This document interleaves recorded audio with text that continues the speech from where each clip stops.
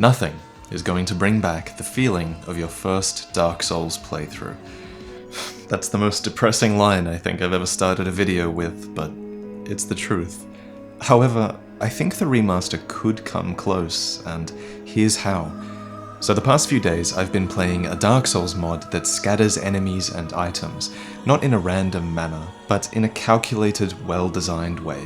It's similar to what Scholar of the First Sin did, but perhaps even better because Dark Souls 1 was actually really well designed to begin with.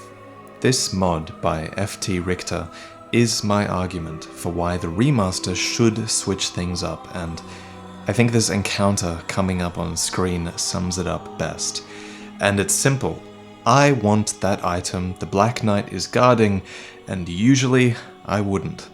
Items moving around makes every corner of the world worth exploring again, and it makes skippable enemies worth fighting. And a few minutes later I realized that that Black Knight had spotted me on the next balcony and had come to ambush me. It went on to make this fight with the Boulder Knight unwinnable, which led to me fleeing towards the blacksmith, which led to me hoping they fix backstabs in the remaster. But it was a new encounter in an old game, and that's what I want to play for. Also, the giant dad is in the forest, and so is Ouroboros. Those were good memes. Now, there is a huge swath of people who say they don't want any gameplay changed for the remaster, and I can kind of understand that. They want the Dark Souls they remember, and they probably want new players to the series to experience exactly what they did 7 years ago. But to them, I say, well, a new experience with items and enemies moved around, ironically, is the Dark Souls I remember. I remember going around corners with my shield up only to get backstabbed by an enemy that I aggroed behind me. I remember taking stupid risks for that item over there because it could be something amazing. I remember crying out, "Where the fuck is the bonfire?" after going through half of Sen's Fortress, tense because of all the progress I was about to lose. Those are all things we experienced the first time we played Dark Souls, and those are all the things I experienced when I played this mod. So, ironically, I think the more they tweak the remaster, the more familiar the experience will be.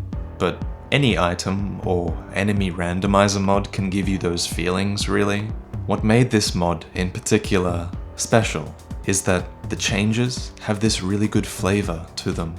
It's the little things like this hollow that gets crushed by the dragon when you enter the burg. Or the bridge that always got bombarded with projectiles now having an item in the middle. It's being ready to chill during the moonlight butterfly fight, then realizing that they threw a stone sentinel on the bridge to slow you down if you don't kill it fast enough. It's dying to the Anor Londo archers, and then learning from your mistakes, and dying to the Anor Londo archers, then trying to learn from your mistakes, and dying to the Anor Londo archers, then getting lucky and making it past the Anor Londo archers. I love it, and hate it, but I love it. And there's actually a lot you can do from a lore perspective by just putting NPCs in certain locations. For example, there was always 2 other New Londo sealers mentioned alongside Ingward. One alongside Lautrec, and the other famously had her set discoverable in Blighttown. Why not make her an NPC at the base of Blighttown? And the missing Daughter of Chaos now guards the entrance to Quelaag, ingeniously placed between these 2 egg-burdened, who you risk aggroing if you're not careful during your fight with her. And if there are any items they absolutely should move around, it's key items and embers. My search for the large ember brought me all the way down to where the basilisks are, where no experienced player in their right mind would go again. And I started to discover all the cut enemies that the creator had put down here, like the Butcher Hollows, and these Chaos Hollows with the Crag Spider coming out of their back. There's just so much room for creativity, and I hope the devs jump at this chance. The original Dark Souls will always be playable, after all, but tasteful changes to the remaster could make this amazing. But all this said, it still lacked that feeling of playing alongside hundreds and thousands of other people, and that's why, whether they change a lot or a little in this remaster, the remaster is still gonna feel damn good to play and is worth looking forward to. But before I go on, I wanted to make you guys aware of something else, and that's next month's Humble Bundle, where you can get Dark Souls 3 plus the Ashes of Ariandel DLC for just $12. That's insanely cheap, and I think it's an amazing deal for those of you who want to gift the Dark Souls 3 experience to a friend, or maybe you're a console player and you're looking to make the switch to PC.